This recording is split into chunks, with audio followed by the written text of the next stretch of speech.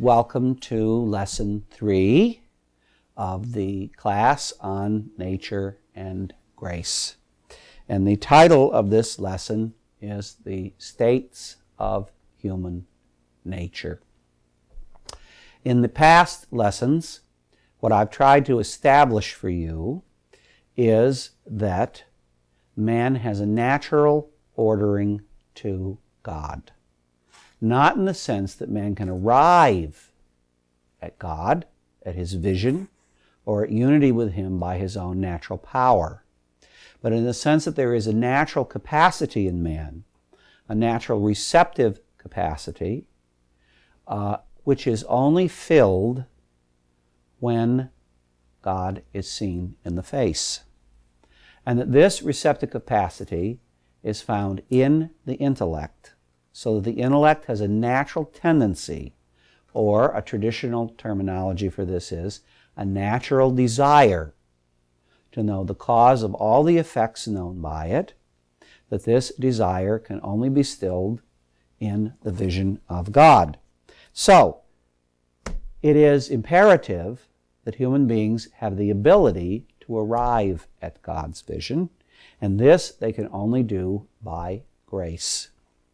It is therefore in relation to the ordering which grace brings forth in our natures that human nature is considered to be rightly ordered. It's not possible to have a humanism that's true and authentic and perfect that does not take into account grace. And so, for that reason, the church and theology have been accustomed to examine man's ordering to grace under the rubric of the states of human nature. Now, one of the problems I brought up to you in the first lecture from Cardinal Cajetan was the idea that there was a hypothetical state in which man could have been neutral with respect to the vision of God and the ordering of grace. And Cardinal Cajetan called that state pure nature. What I'm going to try to show you in this lecture is that such a state is impossible, and that the state of pure nature has got to be, if by that you mean perfected nature, has got to be the state in which Adam was created. And if by that you mean man considered without grace and the possibility of having grace, then what you mean is fallen nature.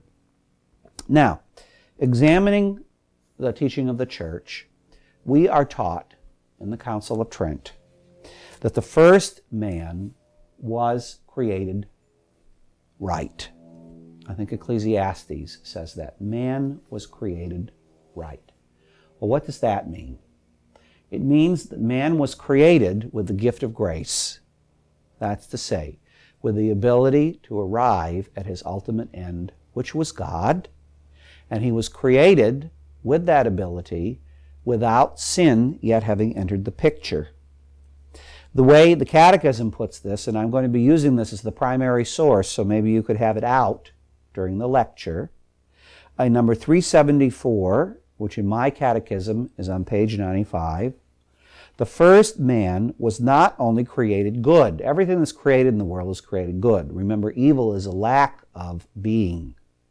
So therefore, everything created in the world is created good, but was also established in friendship with his Creator, in harmony with himself, with the creation around him, in a state that will be surpassed only by the glory of the new creation in Christ. The Church, interpreting the symbolism of biblical language in an authentic way, in the light of the New Testament and tradition, teaches that our first parents, Adam and Eve, were constituted in an original state, that's A up here in my fancy diagram, my chalkboard, in an original state of holiness and justice. That's a quotation from the Council of Trent. This grace of original holiness was to share in divine life. In other words, man was elevated to enter into communion with God. There was a plus, a quality, added to just his natural powers. We call that plus or quality grace, which enabled him to experience union with God on earth through love and faith, and a direction, a possibility of finally attaining to the vision of God in heaven. So, Adam and Eve were created right. They had the gift of sanctifying grace. They also had the intellect, the will, the emotions, and the body, just like we do. Also, so that they might exercise the gift of grace truly and correctly, so that they might live fully in the direction which divine providence was to give to their lives, God gave them a third set of gifts. The Council of Trent calls this third set of gifts preternatural gifts. From the two Latin words for nature, natural, and beyond, which is praeter. They're not above nature exactly. That's supernatural gifts. What is the supernatural gift? Sanctifying grace. It's God's own divine life of the Trinity. They're not natural gifts. That's the intellect, the will, the emotions, and the body. They're in a third place called preternatural. In number 376, the Catechism says, "By the radiance of this grace, all dimensions of man's life were confirmed. As long as he remained in divine intimacy, man would not have to suffer or die. The inner harmony of the human person, the harmony between man and woman, and finally the harmony between the first couple and all creation, comprised a state called original justice." Now, what do we mean by original justice here? Do we mean the justice which is defined as the constant and perpetual will to render the good to another? No. This justice is a justice that's oddly enough also spoken of by Aristotle. He says that there is a kind of justice in human life called metaphorical justice. This justice is the right ordering of the inner self. So, what the Catechism is trying to say is that the inner self can't be rightly ordered without grace. There's no such thing as a peaceful humanism. Now, how do we know Adam had these gifts?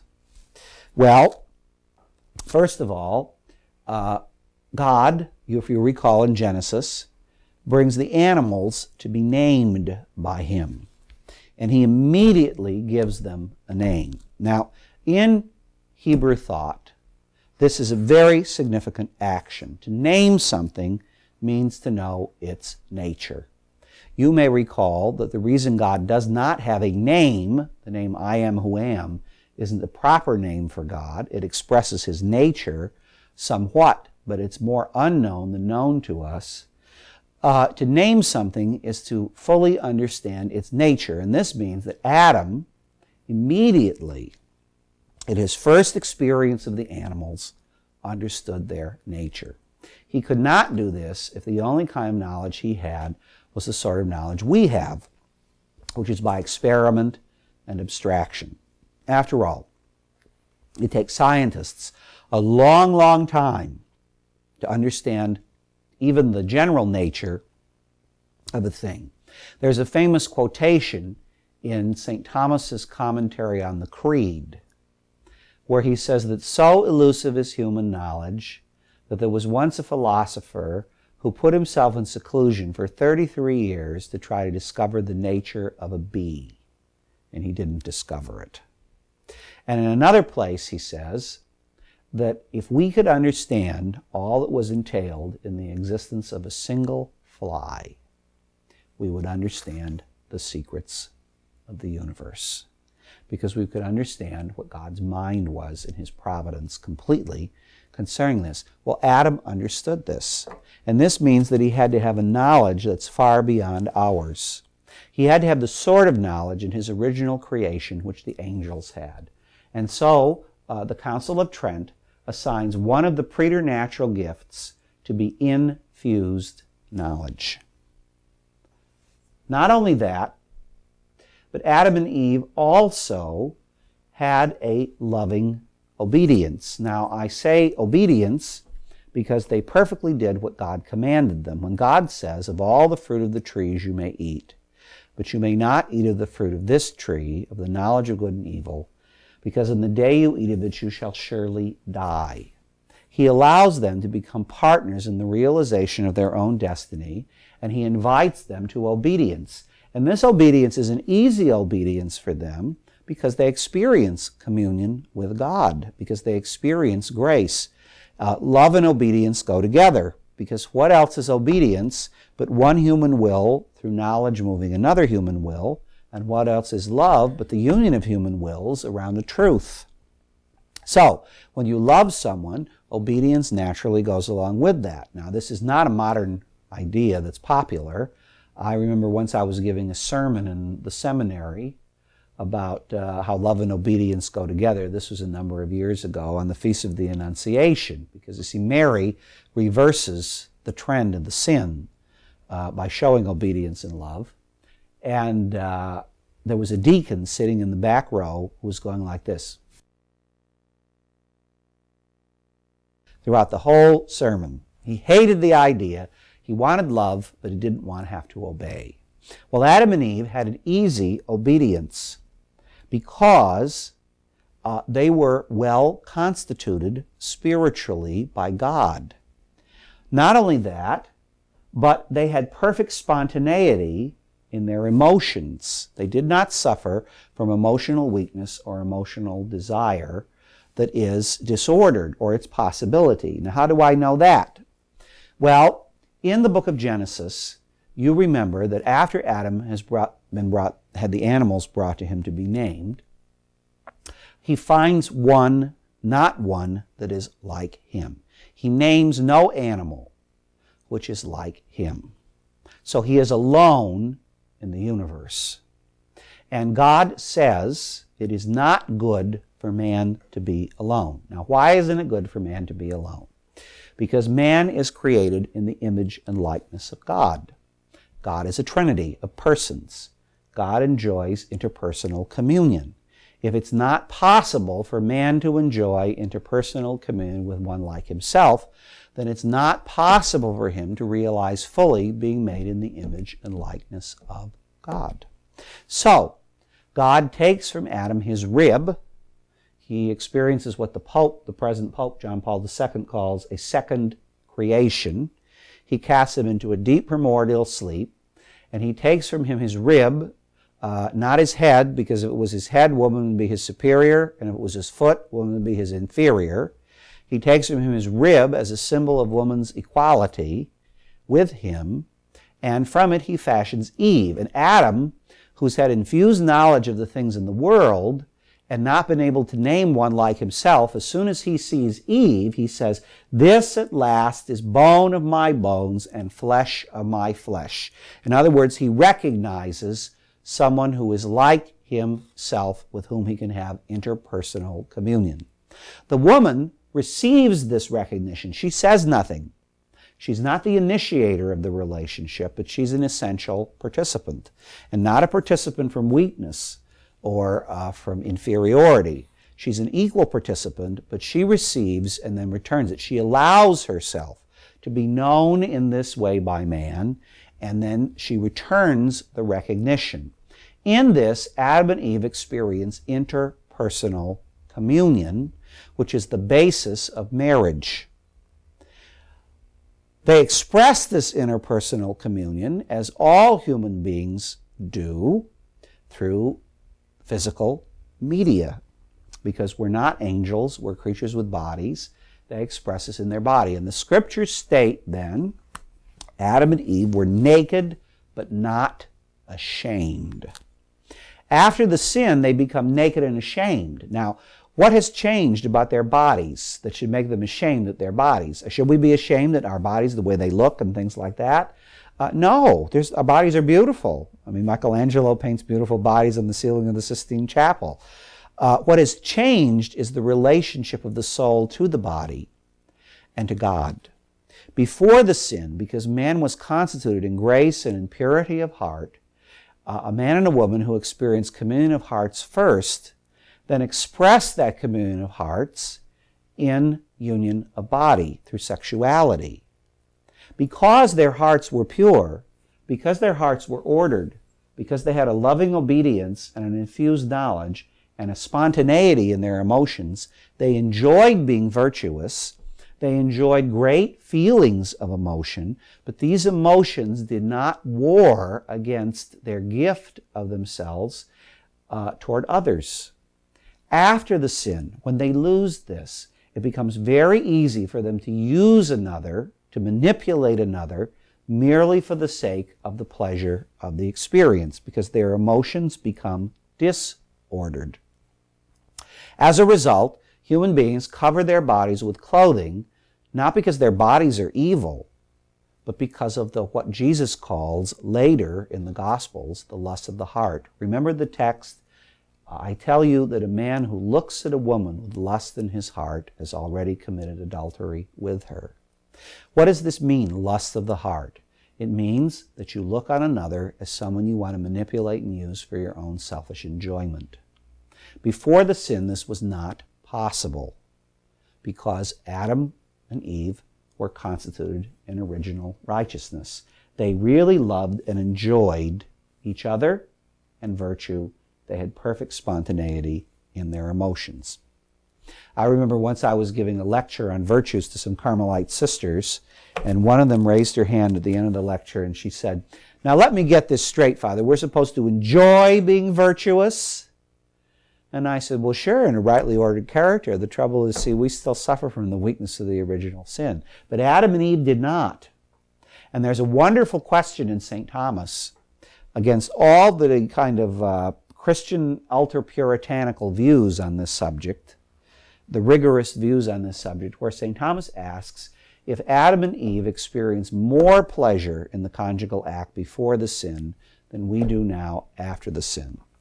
And he says yes, because they were rightly ordered and rightly constituted. But their pleasure was not a sinful pleasure, because since they lived in communion with God, it wasn't possible to distract them to look at things merely from a self-centered point of view. This is expressed by the Catechism in this way in number 377. The mastery over the world that God offered man from the beginning was realized above all within man himself, mastery of self. But what causes mastery of self? Could we do this by our own strength, by our own power? No. It is grace that causes mastery of self. It is our reliance on God's aid that causes mastery of self, not our own power, because it's grace that causes this state. The first man, the Catechism continued, was unimpaired and ordered in his whole being because he was free from the triple concupiscence. Now, what's the triple concupiscence? Well, the triple concupiscence is found in the first letter of John, chapter 2, verse 16. The triple concupiscence is the lust of the eyes, the lust of the flesh, and the pride of life. The lust of the eyes is traditionally interpreted to be avarice, greed over material possessions and the power that they can bring. The lust of the eyes is traditionally interpreted to be sexual enjoyment. And the pride of life refers to a disordered self-assertion. You may be aware that it's to remedy for this triple concupiscence that the three famous penances that are mentioned by our Lord and invoked during Lent are practiced by Christians. What are the three famous penances? Fasting, almsgiving, and prayer. When you fast, don't look glum like the hypocrites do. Remember Matthew? When you give alms, don't blow the trumpet before you like the hypocrites do. And when you pray, don't stand in the street corners to be seen by men. Go to your Father in secret and pray in secret. While fasting is the remedy for lust, almsgiving is the remedy for greed, and prayer is the remedy for the pride of life. Adam and Eve did not experience this because they were constituted perfectly in grace. Not yet, please, in vision. They had not yet arrived at heaven. They were not confirmed in grace. So they had to persevere in grace throughout their lives. And they had to pray for God, even though they were so wonderfully constituted, to aid and support them in this perseverance. And finally, when God says to them, on the day you eat of the tree of the knowledge of good and evil, you shall surely die, the Pope says they hear this without understanding it because they have no direct experience of death. This is because they also have a harmony with all of material creation because they're in harmony with its creator. 378 in the Catechism says, the sign of man's familiarity with God is that God places him in the garden. There he lives to till and keep it. Work is not yet a burden. Man works, but he doesn't work with toil or the sweat of his brow, but rather the collaboration of man and woman in perfecting the visible creation. Now this is what man ought to be. Man ought to be in communion with God, a communion which blesses him with this infused knowledge in his intelligence, with a loving obedience, a ready obedience in his will, spawned by grace, a spontaneity in which the emotions don't war against loving obedience, but support him. And we ought not to die. There's a wonderful question also in St. Thomas, where he asks if death is natural to man. And he said, well, if you look at human beings from the point of view of the body, death is natural to man because all bodies corrupt. But if you look at human beings from the point of view of the substantial union between the body and the soul, and remember, Christians don't think the body is an alien force in man. Man is not just a soul, man is both. If the soul lives forever, and the body and the soul are in a substantial unity, then it seems unnatural for the soul to die, for the body to die forever. The pagans knew this. Aristotle knew that the soul was immortal. He knew that the body and the soul were in a complete unity with each other. But it was also his experience that the body died. How to explain this? There was no explanation. This was a conundrum for the pagans. It was like a box canyon, a question they couldn't answer. When Jesus rises from the dead like a ring to a finger, this conundrum is solved because man is not made only for his existence in this world. He is made for his existence in this world, but this is a pilgrimage. It's a preparation for life in the next world. The Catechism says then, all this wonderful harmony, 379, of original justice foreseen for man in God's plan was lost by the sin of the first parents. So, from the state of original justice, we enter into the second state. Man fell down from the state in which he was created to a state below what he should be by nature. We call this state fallen nature, and it is exemplified, or it is the original sin. Now, the original sin is the forgotten doctrine. You know, I don't know how many people today deny the existence of the original sin. I remember when my little nephew was baptized, a deacon prepared my family for this baptism, and I just went in and did it. And so when I was talking to my sister, I said, you know, I'm just curious, did this deacon happen to mention original sin?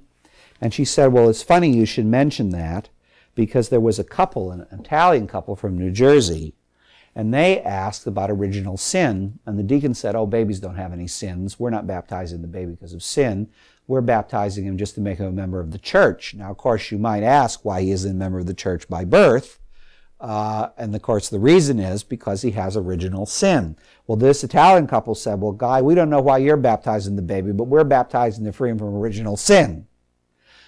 Original sin is a doctrine for which there is evident experience in the senses. I mean, nobody's like they should be. Aristotle said that. After he went through this long, beautiful picture of human nature, he then says, but I don't know anybody who's like this. And yet, it's the doctrine that's most easily and readily denied today.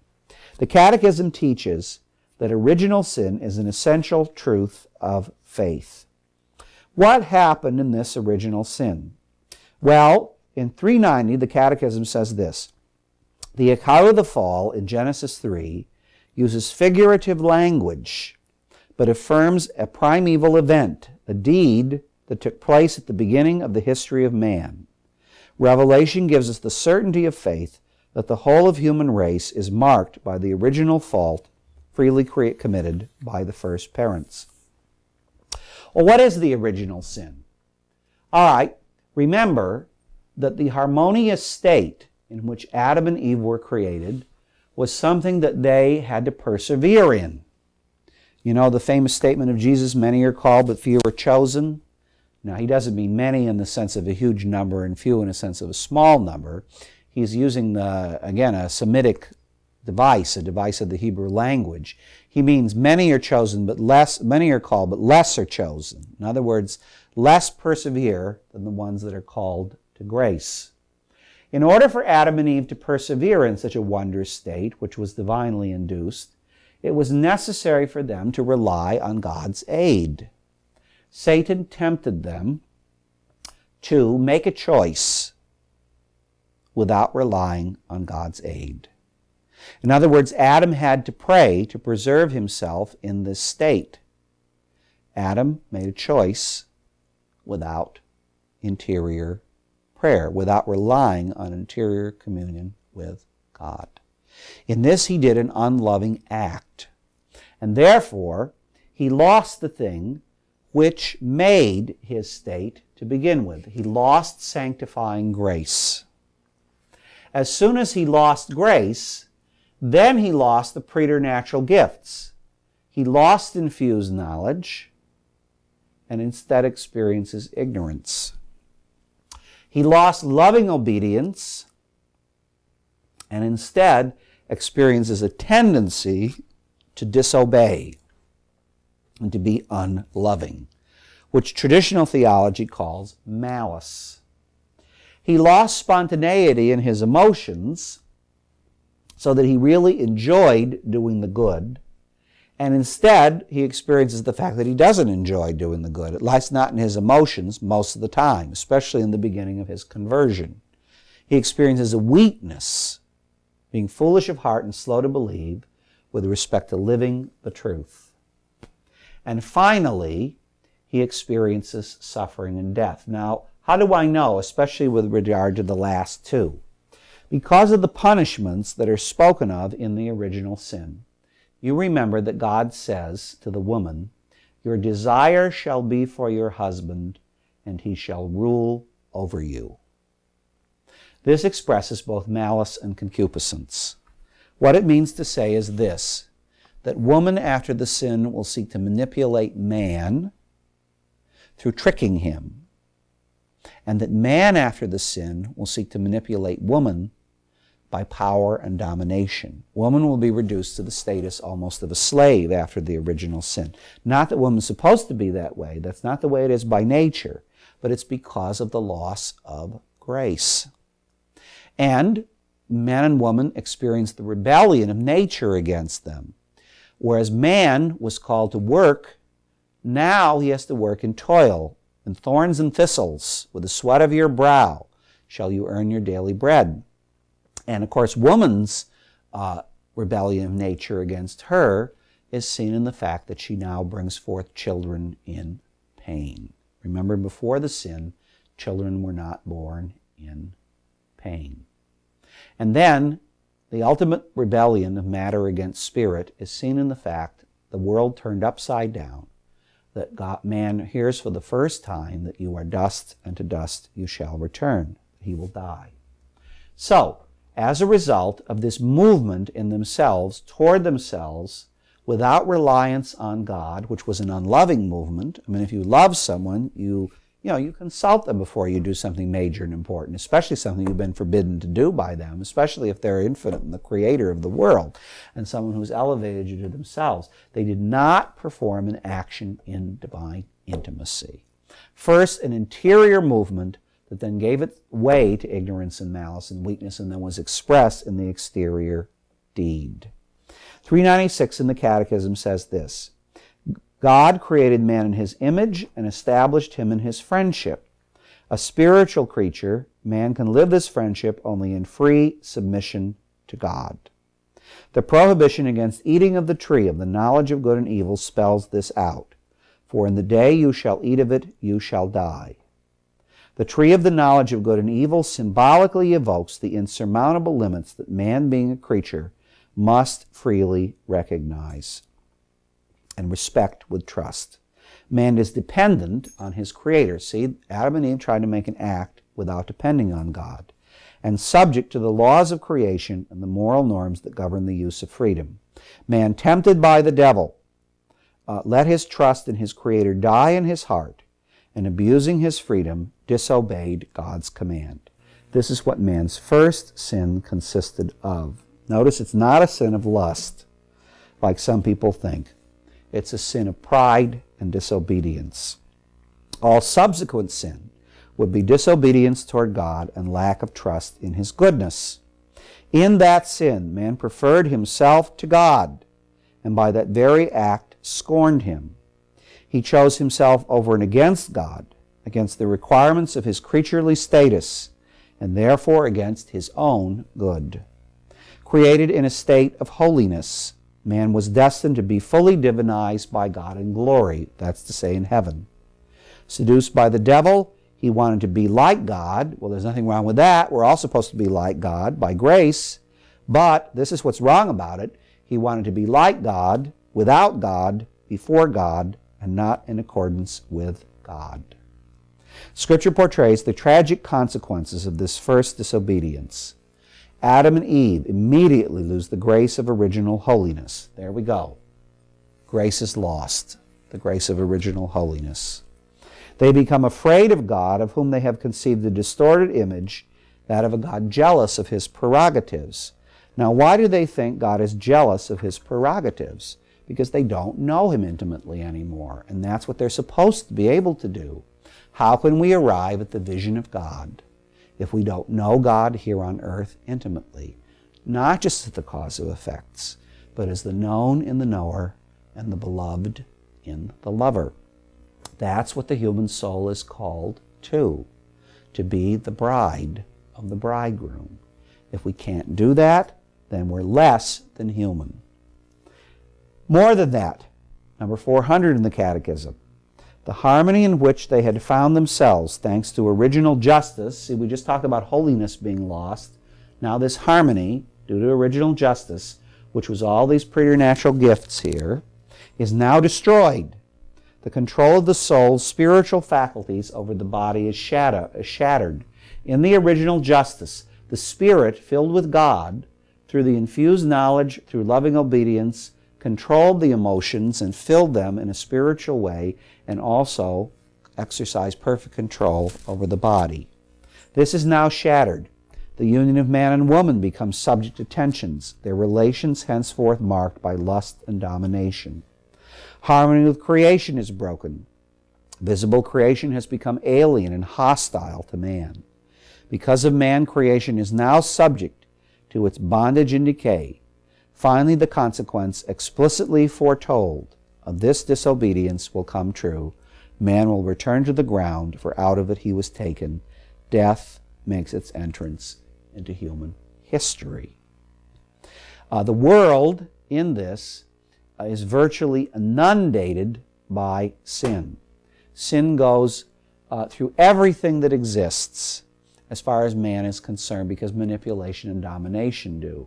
And this is finally seen in the ultimate, the husband and the wife experience lust for each other. Then what happens to the kids? The kids pick up the sin. Cain kills Abel out of jealousy. And finally, the sin goes throughout the human race until in the Tower of Babel, we have the very sign of our rationality now as a sign of our confusion among ourselves. You know, there's a famous idea that the Babel of languages is reversed in the language of Pentecost. Remember when Paul speaks one language, but it's experienced by all of them in different ways. So, in 403, Following St. Paul, the Church has always taught the overwhelming misery which oppresses men and their inclination toward death and evil cannot be understood apart from their connection with Adam's sin and the fact that he has transmitted to us a sin which we are all born afflicted, a sin which is the death of the soul. Because of this certainty of faith, the Church baptizes for the remission of sins even tiny infants who have not committed personal sin. Adam and Eve then were created in a state which they could have passed on to their descendants by material connection. All men are as one person in Adam. Had Adam not sinned, we would have all inherited this state with the preternatural gifts. But because of the sin of Adam, we all are born into the world without grace. The original sin does not primarily refer to the action, whatever it may be, of the personal sin of Adam and Eve. The action really is immaterial. The traditional terminology used for this is the efficient cause. Whatever the personal sin was an extrinsic cause that brought this sin to be. The actual essential character of this sin is to be without grace and then to be without the preternatural gifts. Original sin is not a personal sin as such. This is expressed in 404 in the Catechism. Original sin is a sin which will be transmitted by propagation to all mankind. That is, by the transmission of a human nature deprived of original holiness and justice. And that is why original sin is called sin only in an analogical sense. It's not completely sin, because it's a sin contracted and not committed. It's a state and not an act. Now, there have been Christians who believed that man in the state of original sin was totally corrupt, was completely and totally depraved, that nothing he could do was good. Catholicism does not believe that. That's too pessimistic a view of human nature. Catholicism believes that man in the state of original sin is wounded, that he can do many natural goods. He can avoid many sins. The pagans do not sin in all their acts. What he cannot do, however, is return to heaven. He can't merit heaven. He may be able to help prepare himself to receive the grace by which he will merit heaven, but he can't go there. He can't arrive there because he's deprived of this. So human nature is not totally corrupted, but it's unable to arrive at its ultimate end. And the Catechism expresses this in 405. Although it is proper to each individual, original sin does not have the character of a personal fault in any of Adam's descendants. It is a deprivation of original holiness and justice. But human nature has not been totally corrupted. It is wounded in the natural powers, subject to ignorance, suffering, the dominion of death, ignorance, suffering, and the dominion of death, and inclined to sin. That's here, partially here. An inclination to evil that is called concupiscence. Baptism, by imparting the life of Christ's grace, erases original sin and turns a man back toward God. So in other words, in baptism, we receive back the supernatural gift of grace. We've always had the natural gifts of intellect, will, emotions, and body. Those have remained. Man isn't totally depraved. But we do not receive back the preternatural gifts of infused knowledge, loving obedience, spontaneity, and no suffering and death. So now we have a state of nature which is both sinful and redeemed, both fallen and redeemed. St. Augustine's expression is simul lapsus et redemptus. It's a state at the same time lapsed and redeemed. Luther took that to mean that, Christ just covered over our acts and that all of our acts are really sins. No, what this means is that we have this weakness, but Christ's grace aids us to triumph over this weakness. So, finishing up, 405, but the consequences for nature, weakened and inclined to evil, persist in man and summon him to spiritual battle. Now, spiritual battle not by his own power, not by his own forces, by his consent, but included in that consent is the grace of God influencing him in seeking to remedy, cure, heal ignorance, malice, concupiscence, and what death has opened to us. There's a wonderful saying in St. Thomas where he asks if the grace of Christ differs from the grace of Adam. And he says both Christ and Adam's grace have as a necessary consequence arriving at the vision of God. Remember, that's the means by which we attain this vision. Man is called to an end by nature.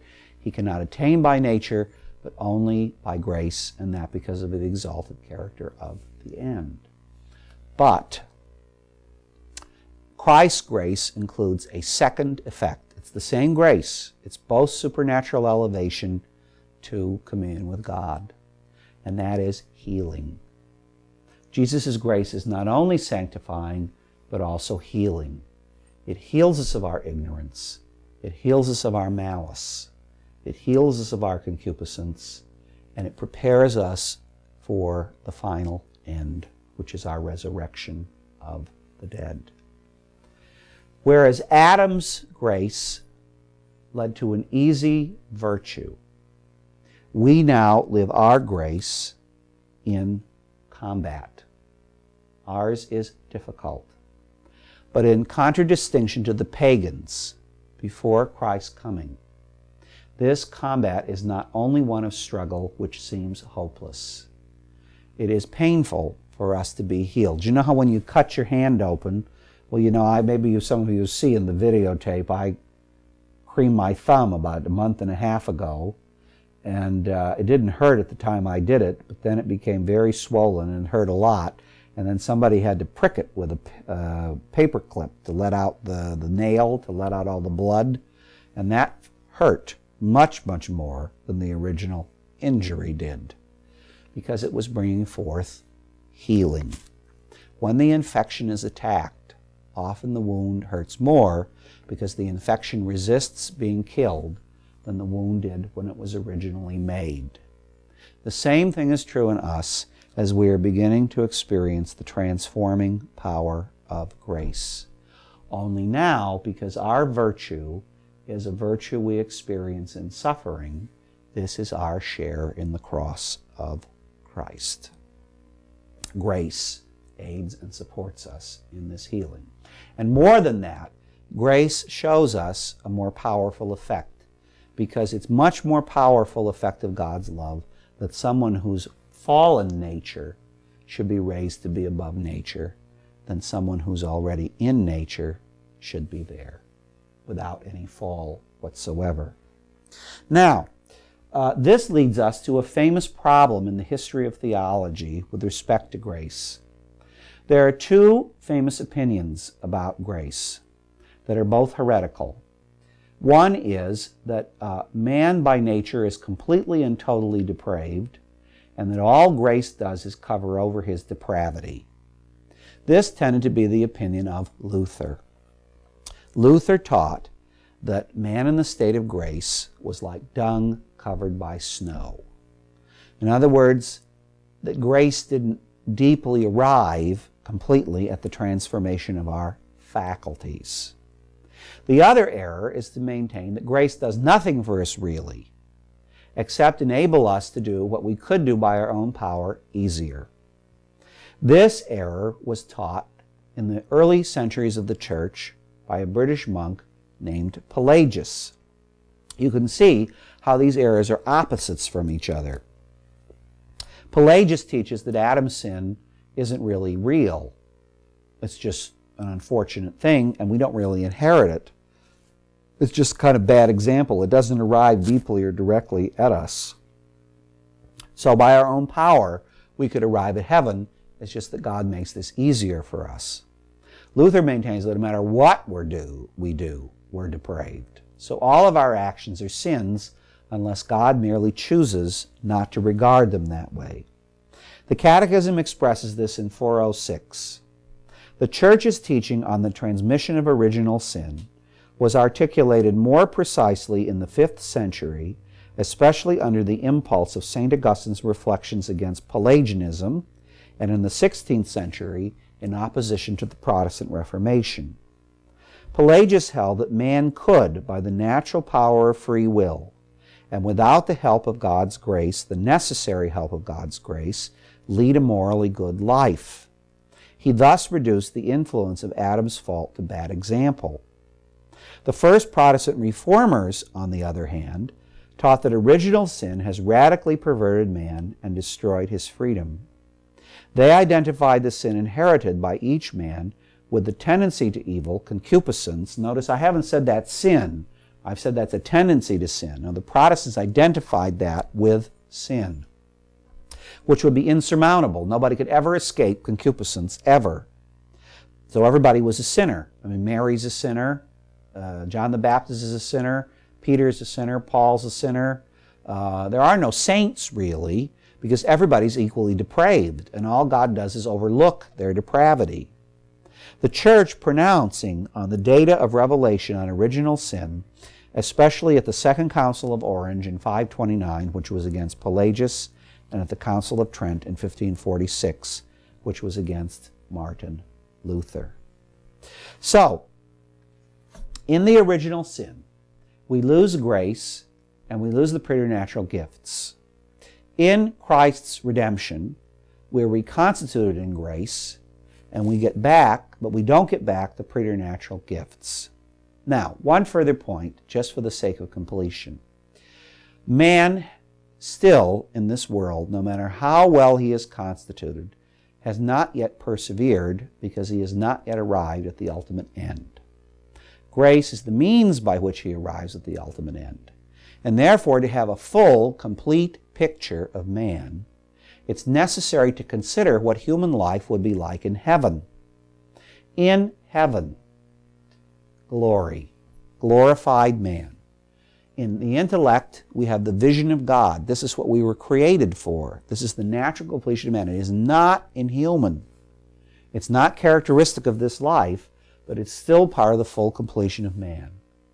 Our will, because we've sought God throughout our life, like Mary Magdalene seeking for her Lord, like the person in the book of the Song of Songs who seeks through all the places looking for the Lord, by love, wounded by love, we sought the Lord. Now that's completed in vision, so love is perfected. This vision, this experience, overflows into our body, so that when we are reconstituted with our body, we experience emotional joy as well as willed joy. And then finally, this experience is experienced in the fullness of the perfection of the resurrection of the dead, where the bodies actually shine with the glory of God's vision. This glorified man is man perfected.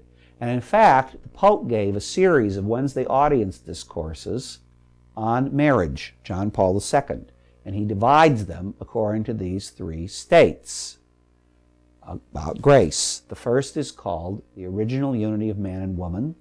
That's state A, original justice and holiness. The second is blessed are the pure of heart. That's state B, original sin and redemption. And the third is marriage and celibacy, because especially celibacy cannot be understood without considering what man is like in heaven, where they neither marry nor are given in marriage. Now, why on earth did God allow us to fall into the original sin? I used to have a sister friend who said, if he just kept us from sinning, everything would have been great. Because God wished to give us a further grace. In Genesis 3:15, we have God saying to the serpent, I will put enmity between you and the woman and her offspring. You shall strike at his heel. He shall strike at your head. God permitted the sin to bring forth an even greater gift, which is himself in person taking flesh. This is an unimaginable thing. It's the final purpose, the final grace, the final image, the final means by which we arrive at heaven. St. Thomas calls it the miraculum miraculorum, the miracle of miracles. In 412, the Catechism says this, "But why did God not prevent the first man from sinning?" St. Leo the Great responds, "Christ's inexpressible grace gave us blessings better than those the demon's envy had taken away." And St. Thomas wrote, "There is nothing to prevent human natures being raised up to something greater even after sin." What is that that's greater? It's the fact that now human nature is united to God in person in Jesus Christ. What greater revelation, what greater manifestation of grace could we have? God permits evil, says St. Thomas, in order to draw forth some greater good. Thus St. Paul says, "Where sin increased, grace abounded all the more," and the Exultet at the Easter Vigil sings, "O happy fault, O felix culpa, O necessary sin of Adam, which gained for us so great a Redeemer." Now, these states of nature are essential to understanding the next section, because man who has fallen down is going to be progressively prepared for Christ, who will send the Holy Spirit of love back into our souls. That progressive preparation is a remedy for the two principal wounds brought on human nature by disobedience. And since disobedience occurs as a moral act in the intellect and will, ignorance and malice are those two great wounds. God progressively prepares the human race through the two great hinges of salvation. He first remedies for ignorance in man by instruction. And that instruction is divinely revealed, and it's called the law. The laws comprise of both the Torah and the new law of Christ. And then malice is resolved when Jesus sends us back grace through the presence of the Holy Spirit sent to the church on Pentecost, which teaches us finally how to live the law. In the next three classes, then, we are going to examine, first of all, the nature of law, and then the old law, the Old Testament, or the Old Covenant, which is our preparation to receive Christ, the new covenant which Christ gives, and then finally, the essence of that new covenant, which is the nature, necessity, and effects of sanctifying grace.